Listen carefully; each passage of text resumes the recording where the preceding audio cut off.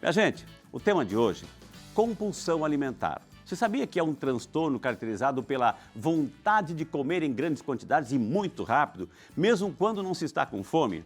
Esse transtorno geralmente resulta em ganho de peso até mesmo excessivo, desenvolvimento de outros distúrbios psicológicos como depressão e bulimia. Segundo a Organização Mundial da Saúde, a condição atinge cerca de 2,5% da população mundial. No Brasil, 4,7% da população tem algum tipo de transtorno alimentar, sendo mais recorrente entre os jovens de 14 a 18 anos.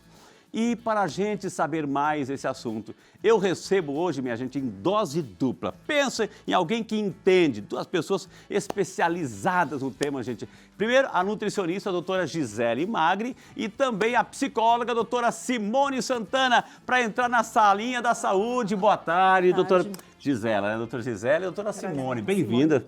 Que alegria poder recebê-las aqui, Obrigada né? pelo convite. Nós Quer dizer que assim, o transtorno alimentar, compulsão, o brasileiro de 14 a 18 anos, é essa faixa etária que precisa ter um pouco mais de atenção, é isso? Isso mesmo, né? É o que mais acomete. Vamos conversar um pouquinho sobre isso? Sim, por favor, doutoras. Obrigada. Minha gente querida, olha só, a doutora Gisele Magri, que é a nossa médica nutricionista, e também a Simone, que é psicóloga, para a gente ajudar a entender do ponto de vista mental por que acontece tudo isso.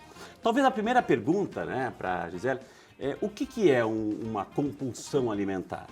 A compulsão é uma doença, né, um transtorno alimentar que é ali caracterizado por uma grande ingestão de alimentos em um curto período de tempo, associado ali com a sensação da falta de controle, tanto da quantidade ingerida quanto no parar de comer, né?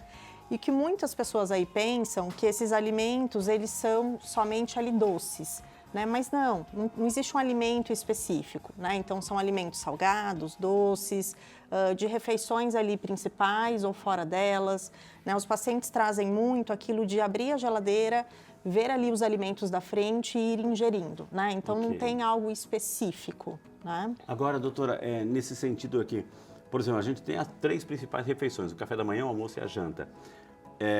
A gente, do ponto de vista, assim, até mesmo espiritual, a gente fala assim, não, é a gula, né? Uma pessoa gulosa, enfim.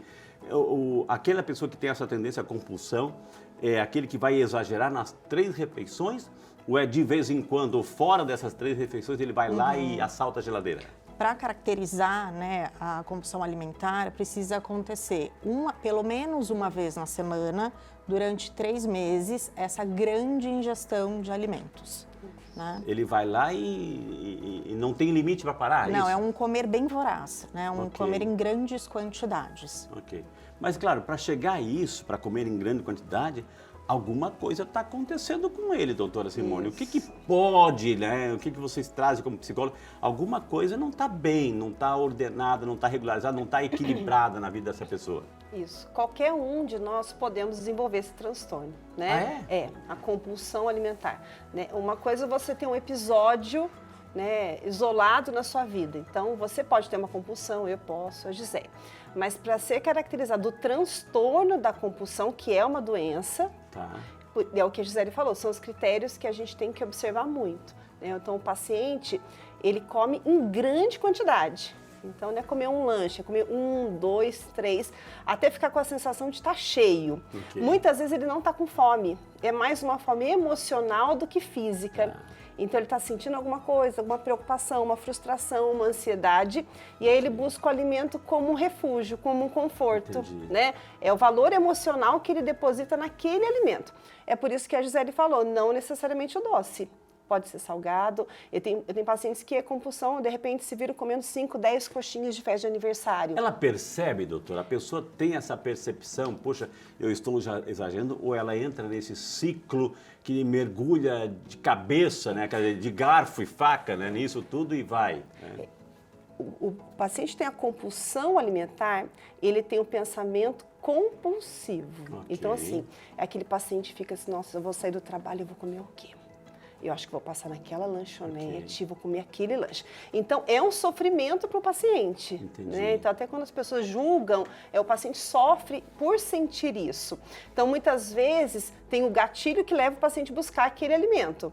Então, ele fica com o pensamento recorrente do alimento, pensando o que ele iria comer que seria prazeroso. E quando ele começa a comer... Então, não é só na hora? Não. Já vem vindo? Já vem. Já vem se alimentando? Já. Né? E o paciente que procura, né, equipe multiprofissional, nutricionista e psicólogo, ele luta contra essa compulsão, né? Então, a gente coloca os gatilhos da fome emocional. Até a gente tem um desenho aí que vocês mandaram. Que eu coloquei para ilustrar. Então, o paciente sente a frustração, ansiedade, raiva. Às vezes é o cansaço, Frei. Sabe aquele pensamento? Eu mereço. Trabalhei o dia inteiro, hoje eu mereço comer uma coisa diferente, né? A baixa autoestima... É uma sabotagem, alguma coisa assim, né? É uma recompensa. Eu preciso uma recompensa para tudo isso que eu tô passando. Trabalhei né? tanto, eu mereço, Eu né? mereço, Hoje, isso. A baixa autoestima, eu não tô bem comigo mesma, então tá tudo dando errado, não tô bem com o meu corpo, na minha família, no meu trabalho. Então eu busco no alimento o prazer, aquele prazer imediato, né? A depressão. Né, acomete também tristeza e o tédio. Então, são inúmeros fatores que podem levar o paciente a comer emocionalmente, né, desenvolver uma compulsão.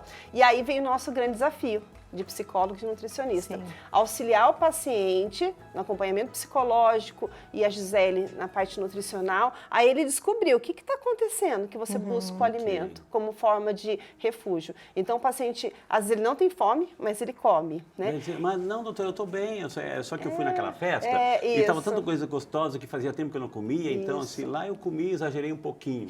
Porque ele não tem essa percepção de que está alguma coisa acontecendo, algum gatilho ali, algum gatilho. E aí, Frei, muitos se alimentam escondido, para não ter o julgamento. Então, tem pacientes que comem no banheiro, porque sabe que vai ter o julgamento, né? Criança, os pais vão julgar. Ou, às vezes, é um paciente que, vamos lá, foi acometida uma cirurgia bariátrica, emagreceu, tá bem. Então, tem aquele olhar da sociedade, da família, olha, ele não pode comer porque ele está magro, então ele vai e come escondido para não ter o julgamento. Só que depois dessa alimentação voraz que a gente fala, vem o sentimento de culpa. Porque ele não queria ter comido, né? Então, um ciclo. Mas de quanto em quanto, desculpa, de quanto em quanto tempo isso acontece, esses episódios, essa gana, né? Essa voracidade, né? Para ser considerado um transtorno, o episódio precisa ocorrer pelo menos uma vez por semana.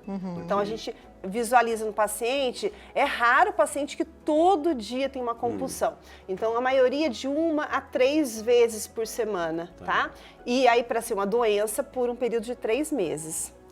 E que então, por 3 meses consecutivos. Hora do dia. Qualquer hora do pode dia. Ser de manhã, à tarde, à noite. A maioria, não sei, a Gisele percebe, é o final do dia pra noite. Ou a madrugada. Eu tenho pacientes que acordam para comer. Na madrugada, para ninguém ver, sabe? Então, eles acordam, tá todo mundo dormindo, eu vou lá comer. E aí, aquela compulsão e depois vem o arrependimento. Puxa, tudo que eu fiz, né? Gente, por favor, entre no assunto aqui. Porque tem a questão do escondido também, né? Então, de madrugada, tá todo mundo dormindo. Então, ele tem ali, não vai ter o julgamento, né? Então tem esse comer de madrugada. Mas do ponto de vista nutricional, a pessoa que a gente sabe, vocês assim defendem essas bandeiras e é tão bonito a gente ver, poxa, as 3 refeições, uma intermediária, redondinho, bonitinho, a saciedade, enfim. De repente a pessoa acorda de madrugada e vai lá na geladeira e se enche. Como é que fica do ponto de vista da saúde, da biologia dessa pessoa? Então, a compulsão, né, ela pode, né, ela desconecta ali os sinais, né, de fome, de saciedade, de apetite, né, e a gente tem consequências com a compulsão alimentar. Então, obesidade, hipertensão, diabetes, né, e outros transtornos alimentares também. Então, é preocupante, né? Uma vez que começa a detectar a fonte disso, porque não é fácil reconhecer, né? Porque eu não jantei direito, porque eu não estava bem, então eu fui lá, levantei, estava com fome, fui lá na geladeira. Não é fácil reconhecer que tem algum problema. E aí, por isso, ajuda o psicólogo para identificar o porquê, né, que está acontecendo isso.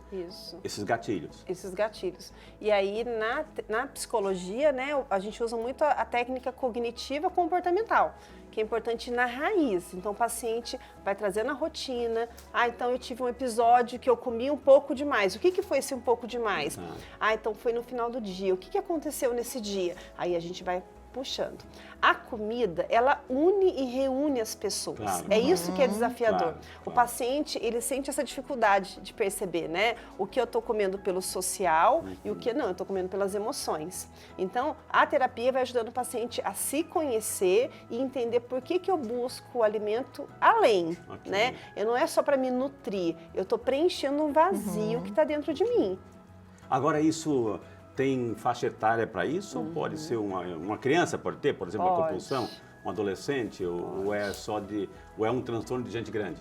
Pode Pode, acometer sim. qualquer um, Qualquer idade, né? Qualquer qualquer idade. Mas faixa. o que a gente observa é que acometem mais os jovens entre 14 e 18 anos. Tá. Mas crianças também, tem casos. Eu atendo crianças Ok. ali que têm adultos, né? Qualquer idade, qualquer 14, pessoa. 18 anos é aquela fase assim que está metade do ensino médio, terminando o ensino médio, pronto para entrar no universo de uma faculdade, enfim. Por que é a ansiedade disso tudo? Como é que Isso. Eu acredito que é um conjunto de fatores, né? Então, a questão dos hormônios, Sim.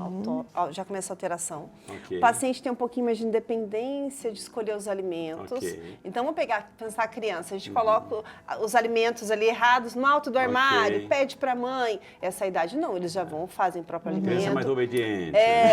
Eles ficam mais tempo fora de casa, então eles se alimentam na rua. Ok. E vem a questão da ansiedade, né? Começam os relacionamentos afetivos, começa a escolha da profissão. Ok. Vou prestar um vestibular, então eu tenho que estudar, tenho que me dedicar. Então são multifatores que influenciam. Só que qual que é o nosso grande desafio, Frei? É perceber e parar. Tá? Então, na clínica, eu percebo, né, a procura, eu acredito que a Gisele também, começa e não para. Então, chegam pra gente pacientes super obesos, né? Então, as pesquisas mostram que 75% das pessoas que têm compulsão são obesos. Então, começam na infância, no início da adolescência e não param e vão só aumentando o peso. É uma situação, é um transtorno que pode ter começo, meio e fim? Ou é meio que uma vez detectou, você tem esse problema, você vai ter que carregar a vida inteira com esse problema, ou de repente assim, com o tratamento pode parar? Como é que é? Pode ter remissão desses sintomas, né? Mas é importante trazer que o tratamento geralmente ele é um pouco mais longo, né? E o que a gente observa é que esses pacientes às vezes abandonam esse tratamento nesse percurso aí, né? Mas sim, existe remissão desses sintomas, né? E as pessoas vão aprendendo a lidar aí com as questões emocionais e outras questões que envolvem a compulsão alimentar. Porque um dos gatilhos, doutora, falou da frustração ali, né? E o que eu percebo, né? Então, a gente está falando da compulsão alimentar. Então, o paciente vai e trata a compulsão alimentar com uma equipe multiprofissional. O desafio é não migrar as compulsões. Então, eu tenho pacientes que Não migrar as compulsões, migrar então, para onde? Importante. Aí vem o desafio. Tá. Eu posso não como mais, mas agora eu tenho compulsão por compras, porque é prazeroso. Uau, Ou então eu troca, substitui. Bebida alcoólica, porque também me dá prazer. E cerebralmente, eles liberam os mesmos hormônios. Ok. Então, o hormônio que o alimento libera, a droga, o cigarro, compras. Ok. Então, o nosso desafio é esse, o paciente ter qualidade de vida no contexto geral. Ok. Não é só cuidar da compulsão, por isso a importância da psicoterapia. Então, a gente vai na raiz, vamos cuidar da compulsão alimentar. Mas o desafio de não migrar para as outras compulsões, que também, porque é um perfil da personalidade. Ele tende a compulsionar. Porque de 14, assim, a faixa etária, assim, que é a mais crítica, de 14 a 18 anos, é também a fase da aceitação, é a fase Isso. das aventuras, e tudo isso. Então, isso pode ser, pode buscar ser uma fuga ou uma compensação, ou até mesmo rejeições, né? Rejeições, Sim, frustrações e de possibilidades, assim, o outro está indo, eu estou ficando, né? Entendeu? Então, desconta No alimento. No alimento, né? Isso mesmo. Precisamos trazer também que nessa fase da adolescência tem uma mudança hormonal Claro, e uma claro. mudança corporal também, né? E isso é muito difícil também, né? Que pode aí estar levando ao aumento dessa ansiedade, né? Questões de depressão, né? E que gere, E são nessa faixa gatilhos aí. doutora Gisele, entre 14 e 18 anos, ou seja, uma pessoa que está lá na compulsão do alimento, descarrega, né, busca essas compensações, o que acontece com o organismo dela nesse sentido? Assim, a obesidade, ok, mas a obesidade para um adolescente jovem, assim, quais são os riscos para ele no atual momento e para lá à frente? Muitos, né? Porque a obesidade, por exemplo, ela leva a outras questões de doenças, né? Como eu citei ainda há pouco.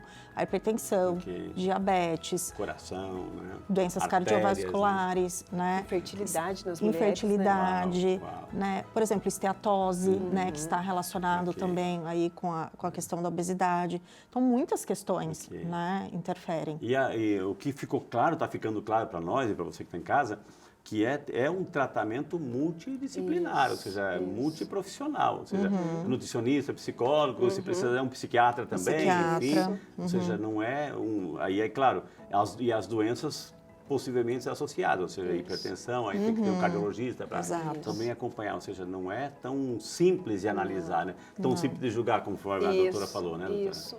Que às vezes o paciente chega até a clínica com a queixa inicial, né? Então, compulsão alimentar e emagrecimento. Mas envolve toda uma equipe. Então, realmente, é nutricionista, psicólogo, o endócrino, para ver se tem alguma também questão hormonal, um psiquiatra para talvez ajudar a conter a ansiedade, o educador físico, né? Então, o paciente precisa realizar atividade física pensando nos hormônios que ele tem que liberar. Então, é uma equipe que vai auxiliar esse paciente a ter qualidade de vida. Tem estudos assim que podem apontar um fator, digamos, genético, hereditário, a pessoa já nasceu com essa propensão ou não? Ou é adquirido, isso é hábito que sai adquirindo lá na frente, esse transtorno? A gente vê que são vários fatores que influenciam, né? O ambiente familiar influencia muito. A personalidade influencia. Então, assim, é por isso que a gente traz todo o contexto para a clínica, né? Para buscar na raiz do problema. Então, às vezes, chega um paciente com 40, 50 anos que nunca apresentou um episódio de compulsão. Estava conversando com a Gisele, a pandemia afetou muito as pessoas. Então, assim, chegou na clínica paciente que, em um período de 6 meses, engordou 20 quilos. Olha o refúgio que ele buscou para a dor, para a angústia, para o medo, né? Então, são vários fatores que podem levar o paciente a ter compulsão. Então, os pais que têm crianças em casa têm que ficar atento ao comportamento, né? Se tem algo emocional ali influenciando ou algo físico, então tem que ter esse olhar ali para a criança, para o adolescente, né? E tem outros fatores também, né, externos, por exemplo, dietas muito restritivas, né, que podem aí ser, né, levar à questão da compulsão, porque as dietas, na verdade, elas desregulam os nossos sinais internos, né, de fome, apetite, saciedade, diminuem o metabolismo, né, e aí pode gerar a questão da compulsão. Pressão em relação ao corpo ali, né? Pressão em relação ao corpo, a imagem a imagem corporal, né? Então, tudo isso pode ser ali causas para essa compulsão alimentar. Porque na nossa cabeça está funcionando assim, a minha cabeça, poxa vida, compulsão, enfim, desconto no alimento igual obesidade.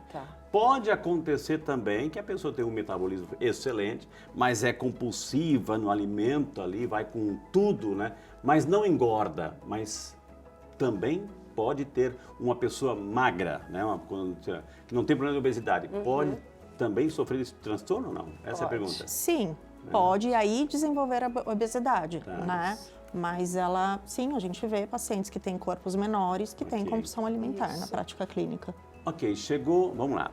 Chegou uma pessoa, uma questão prática agora. Chegou uma pessoa, né, que está com essa obesa. Chegou no seu consultório, doutor. Como é que a senhora vai abordar? Até mesmo em situações práticas, assim, para quem está em casa, assim, como é que uma nutricionista vai abordar? De sinais que essa pessoa pode ter uma compulsão. Então, alguns sinais que são importantes observar comer mais rapidamente do que o normal, então, mais rapidamente do que qualquer pessoa comeria ali. Ok, né? Assim, doutora, a minha filha aqui, o meu filho, assim, ele está comendo demais, olha qual é o tamanho, a mãe vai reclamar, olha o tamanho dele, etc, etc. O que a senhora vai perguntar? Como é que a doutora vai abordar o paciente ali? De entender como é esse ambiente, de entender como é essa alimentação desse paciente, se tem sinais dessa compulsão, né, que aí eu estava dizendo, porque para caracterizar a compulsão existem sinais para isso, né? O que a gente observa também é que há muita dúvida entre compulsão e exagero alimentar, Isso. né? Ok. Porque exagero alimentar, a gente vai numa festa ali e repete, talvez, né, o prato que está gostoso, né? Compulsão não, né? Como explicamos no início do programa. Então, é uma grande Compulsão quantidade. não para, não é que repete, não para. Exato. Isso. Então, de entender como é a alimentação dessa criança, desse adolescente ou desse adulto, né? Ok. Se há sofrimento envolvido nesse comer, né? Se tem culpa, de entender como é isso que essa eu alimentação. já ia jogar para lá agora, né? É bonito que você, né, a mesma linguagem. Isso. Aí, nesse sentido, aí a mesma pessoa chegou para a doutora E aí Simone. encaminham para a Ok, terapia, né? legal. Porque é um trabalho em conjunto. Isso. E aí a doutora Simone vai receber essa pessoa, né? Isso. E vai conversar sozinha com ela. Você quer Isso. conversar comigo? Né? Isso. Vamos conversar um pouquinho? Posso te fazer algumas perguntas? Isso. É isso que a doutora vai abordar, doutora? Então, se for criança, primeiro eu chamo os pais. Então, para entender a história dessa criança, né? Tá. Então, por trás de uma compulsão tem uma história. Então, Claro. como que a criança chegou até essa obesidade ou como chegou até a compulsão. E a gente puxa desde a gestação. Como é que foi a gestação? Como foi a alimentação dessa mãe? Uau. Essa criança foi desejada? Como foi todo esse processo de amamentação? Como é que foi a introdução alimentar? Tem toda uma trajetória para chegar até hoje, né? Entendi. E aí depois de eu conversar com a mãe, vem a criança. Ok. Com a criança, a gente usa muito lúdico, brincar, para fazer a terapia. E aí a criança traz o mundo dela para o consultório, né? As vivências escolares, as vivências dentro de casa. Então, fazer um projeto, uma reeducação alimentar, uma psicoterapia com criança, envolve a família. E os pais, a Sempre, família, eles têm que estar dispostos a mudar junto, E aí, né? no caso, se for um adolescente, um jovem, está acontecendo alguma coisa? Isso. Você está Isso. sofrendo bullying? Tá Isso, sofrendo então, é uma grande maioria. Se é obeso, a grande maioria sofre bullying no contexto Aí a escolar. doutora vai conversando, Isso. vai fazendo com que... Fortalecendo a pra ter autoestima. elementos, pra ter E na elementos... verdade, Frei, eu preciso fortalecer a autoestima Ok, dessa criança, para que ela aprenda a enfrentar e ela desenvolva a imagem corporal dela, que essa criança não percebe que ela está obesa, que ela está daquele tamanho. Olha que Às vezes os interessante. pais ficam ali preocupados e a criança ainda não percebeu o quanto ela come compulsivo, o quanto ela está obesa, o quanto isso vai desencadear em outros problemas para a saúde dela, né? Ok. E aí com a família a gente traz muito. Quem coloca o alimento em casa? Exato. Exato. Os pais. Então por isso que a família a gente Tem um traz papel. para poder junto trabalhar. E a né? orientação da nutrição também envolve Isso. muito a família, Poxa, né? De né? alimentos que Principalmente, entram, de né? alimentos, Isso. né? Toda essa orientação. Entendeu? Né? Porque às vezes assim, a mãe vem ali culpando a criança que está Isso, comendo é. demais, Não. mas a geladeira está lá. Exato. Só come Geladeira, doce, né? Daí quem exato. compra o doce, exatamente. E não é. que esses alimentos são proibidos, não é Isso. isso, mas Claro, precisa claro. ter uma conversa, uma combinação, Exato, né? uma consciência. Exato. E isso que a Gisele falou é muito importante, porque tem que estabelecer o cardápio adaptado à criança. Ok. Às vezes os pais querem que os filhos vão seguir a orientação, né, do adulto. Exato. E aí é personalizado Ok. para a criança. A criança tem que ser feliz com aquela alimentação, Sim. né? Então, para que ela se sinta bem e tudo vá se desenvolvendo. Porque tem festinhas, né? A Isso. criança Exato, precisa né? participar Social, disso né? tudo, Isso. né? Gente, quantas informações valiosíssimas, gente, assim, ó. Então, a gente aprendeu nesse primeiro bloco que é uma tarefa para todo mundo, não é só culpar aquela pessoa que tem a compulsão. Tem algum contexto ao redor que a gente precisa também fazer um reajuste. E esse reajuste também é da família, viu, gente? E hoje estamos falando sobre compulsão alimentar. Aqui conosco a doutora Gisele Magri, nossa médica nutricionista, e a doutora Simone Santana, nossa psicóloga, que aceitaram nosso convite. Estão dando uma aula de como identificar e como abordar e como dar uma boa orientação sobre essa realidade, sobre o transtorno aí, compulsão alimentar. Eu terminei o bloco passado, né, falando-se que é só um bate-papo, é só identificar, conversar, olha, muda a alimentação, olha, o que está acontecendo, estou meio triste, estou isso aqui, estou bullying, enfim. É só isso que resolve ou tem mais coisa? Eu posso, há necessidade amanhã depois, estou colocando assim lá em cima, de uma cirurgia, por exemplo, de um medicamento, ou encaminhar para um psiquiatra que vai dar um remédio para controlar a ansiedade, como é que é, doutora? Sim, né? O paciente chega até a gente faz essa primeira avaliação. Então, tem paciente que a doutora Gisele, né, a nutricionista, faz o cardápio, a reeducação alimentar, com a psicoterapia, tem um resultado efetivo, e tem aqueles que não, dependendo do grau da obesidade, precisam de uma cirurgia bariátrica, mas é essencial a equipe multiprofissional depois, para acompanhar tanto na evolução do cardápio, até chegar ao peso ideal, na reeducação e também no ponto de vista emocional. Como que eu vou lidar com as privações iniciais, né? Como que vai mudar minha relação com o alimento. E a medicação, tem casos que a gente encaminha também para o psiquiatra, né? O paciente que está com muita ansiedade ou muito depressivo, aí a medicação auxilia. Mas aí o que a gente coloca, a medicação é como se pagasse o fogo, né? E aí toda aquela nuvem, a terapia vai ajudando nesse processo de entendimento. E do ponto de vista nutricional, ou seja, é uma tarefa para a família, né? Porque não é só ocupar uma pessoa, a família inteira. Se está assim, é porque também a família, de um certo sentido, não ocupando a família como um todo, mas colaborou, né, doutora? Sim, a família precisa estar presente nesse processo, nesse tratamento, né? Tanto na organização aí da ajuda da alimentação, mas como apoio emocional também, num ambiente positivo, sem julgamentos, né? Então a família também é importante aí. Agora, por exemplo, para chegar a dar o diagnóstico, né? A pessoa hoje, né, está com um transtorno, está com essa compulsão alimentar, esse transtorno instalado. Como é que é feito o diagnóstico? É a soma do quê? De vários sinais? Que sinais são esses? Existem alguns sinais, né, que são importantes aí. Então, comer mais rapidamente do que o normal. Comer até se sentir desconfortavelmente cheio, comer uma grande quantidade ali de alimentos sem ter a sensação física da fome, o comer escondido, né, pela vergonha ali da falta de controle. E tudo isso associado com uma sensação ali de culpa, muita tristeza, muito sofrimento em relação a esse comer, né? Então, esses são os sinais que caracterizam a compulsão alimentar. Uma vez que foram classificados, catalogados, aí a pessoa recebe, né, infelizmente, o diagnóstico de compulsão alimentar. Né? Doutora? Isso mesmo. Então, são os 5 critérios, né? E para ser fechado o diagnóstico, pelo menos 3. Pelo menos 3. Pelo menos 3 por um período de no mínimo 3 meses.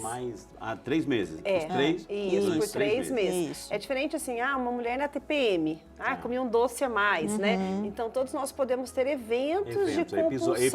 Episódios. Mas assim, o transtorno, a doença, ela tem que estar instalada por um período de 3 meses.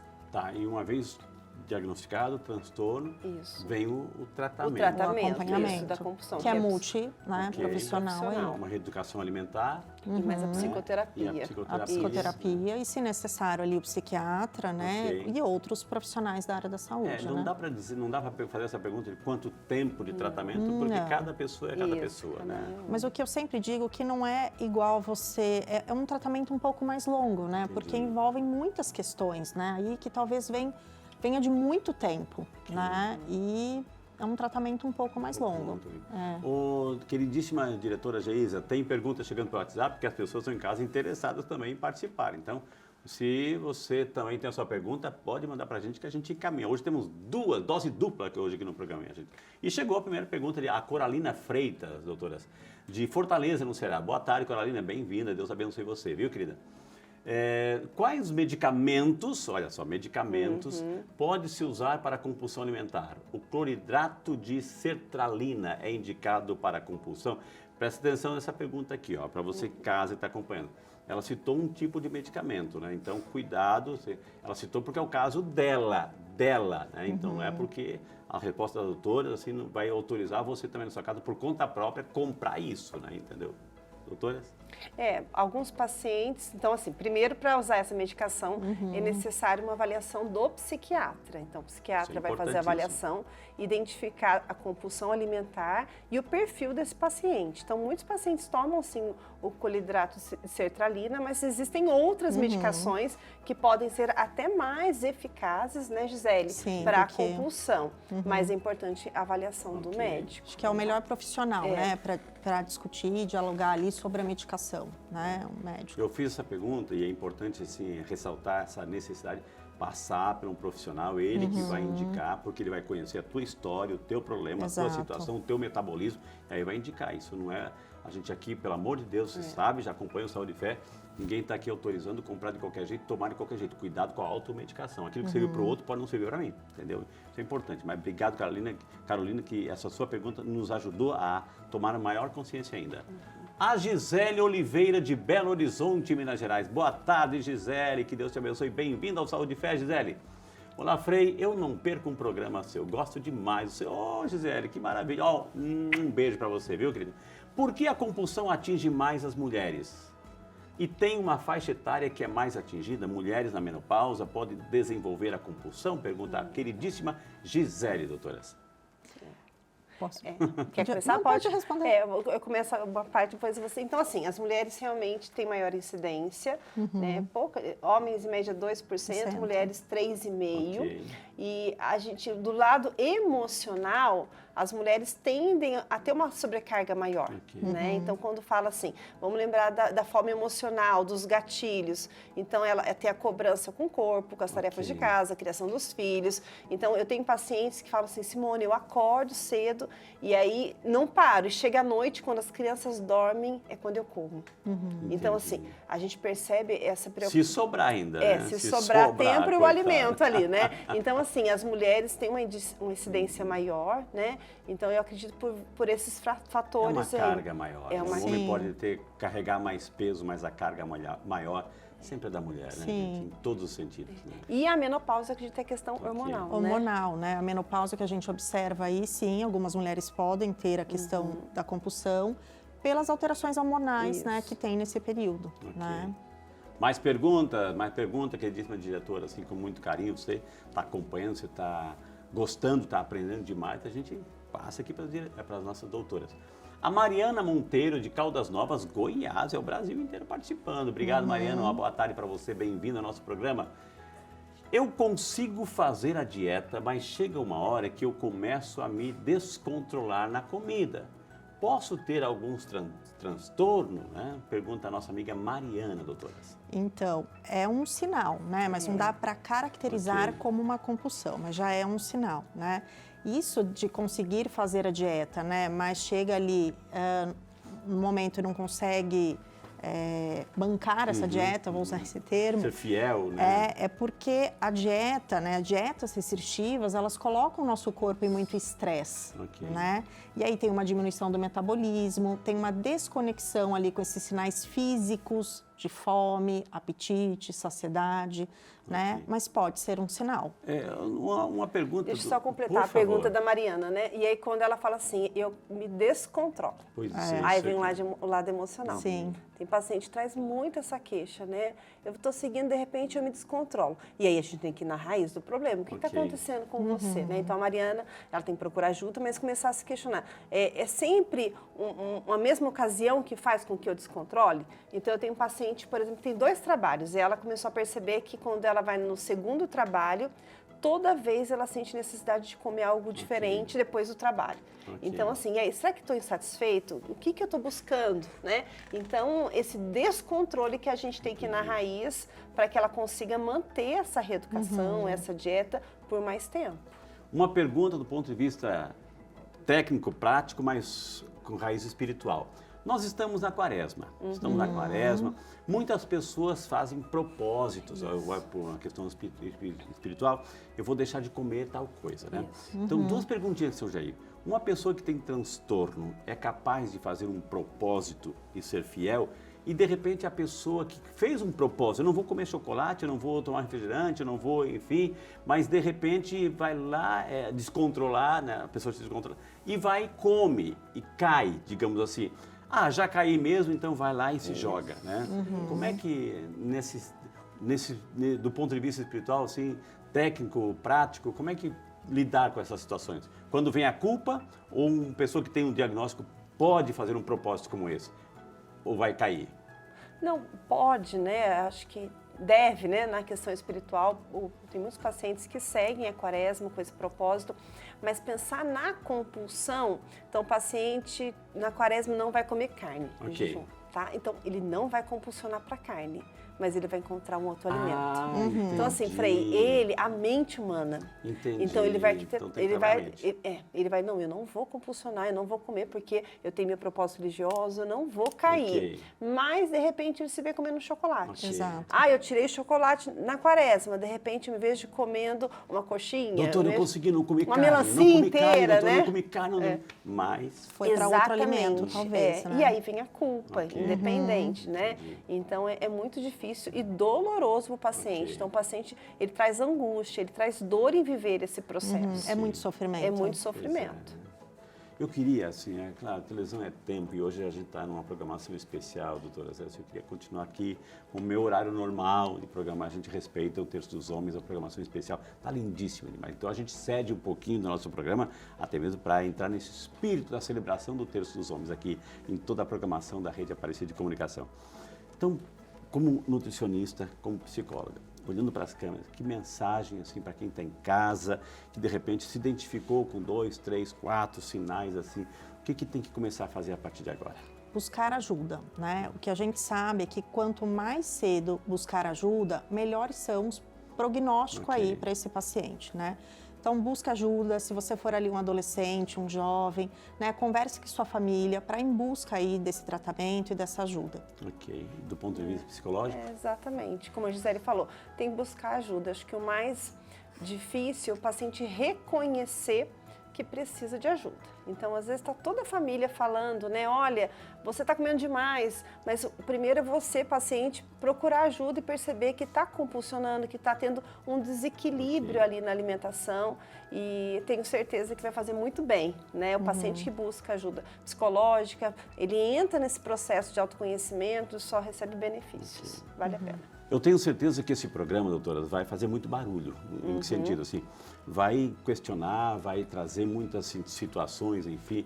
Então, hoje a gente está, eu peço até desculpa pelo o tempinho mais reduzido, por causa dessa programação que a gente sabe, mas assim, eu posso contar com a dupla ou separadamente em outros programas lá na frente para a gente aprofundar ainda mais, trazer mais exemplos concretos, responder mais WhatsApp, enfim, posso contar com vocês? Sim, né? sim. Vai ser um prazer. Prazer. Muito Estar obrigada aqui, pelo Ju. convite até. E é bom a gente poder trazer, né, no caso Muita da psicologia, informação, né? para as pessoas, porque às vezes fica ali no consultório. Eu acredito né? muito Então nisso, é muito o serviço importante. que a gente pode prestar à nação brasileira aqui. Isso. Por isso Conte que hoje com a tivemos assim, o prazer, minha gente, de conversar com a doutora Gisele Magri, nossa médica nutricionista, e a doutora Simone Santana, nossa médica psicóloga, a nossa psicóloga.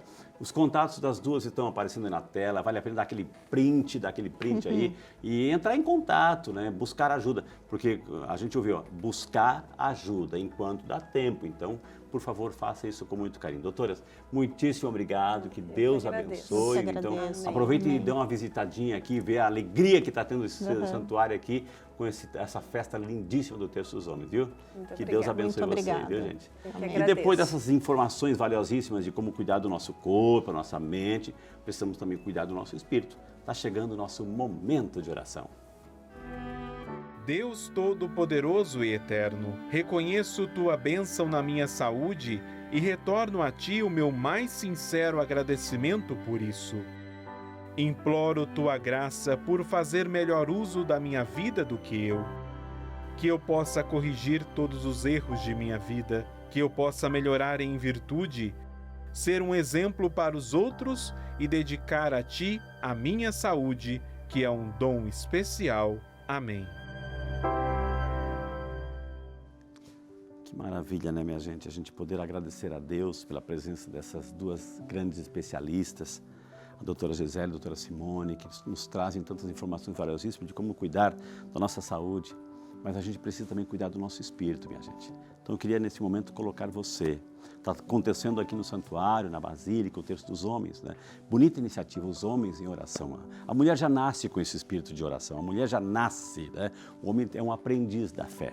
Que bonita essas iniciativas. Então, quero colocar você, a sua casa, a sua família, as pessoas que estão, de repente, se tratando de algum tipo de transtorno, em especial transtorno alimentar, essa compulsão alimentar. Quero colocar a sua vida, a sua casa, a sua família no manto sagrado, no coração de Nossa Senhora. E você também que está aí, de repente, se tratando, recebeu o diagnóstico do câncer, quero colocar também a intercessão de São Peregrino, o protetor contra o mal do câncer. E agora eu quero convidar você, com muito carinho, segure bem firme aquele copo d'água, aquela água que você vai tomar nesse final de semana, repartir, colocar na comida, abençoar a sua casa, repartir com a sua família. Senhor Deus, infinita bondade e misericórdia, que te apresentamos, Senhor, esta água tão limpa, pura e transparente. Dignai o Senhor abençoá-la, santificá-la e purificá-la. Que ao tomar dessa água, Senhor, desça sobre cada filho, cada filha, todas as bênçãos, as graças, a saúde física e espiritual. Em nome do Pai, do Filho e do Espírito Santo. Amém. Pode tomar a sua água, Deus abençoe muito você, viu? E eu queria imensamente agradecer de coração, gente. Semana que vem estaremos juntos com mais uma edição do nosso Saúde e Fé. Um bom final de semana. Se cuide, se ame. Não esqueça também os seus compromissos espirituais, viu? Um beijo no coração. Deus abençoe. Bom final de semana e até semana que vem, se Deus quiser. Deus abençoe.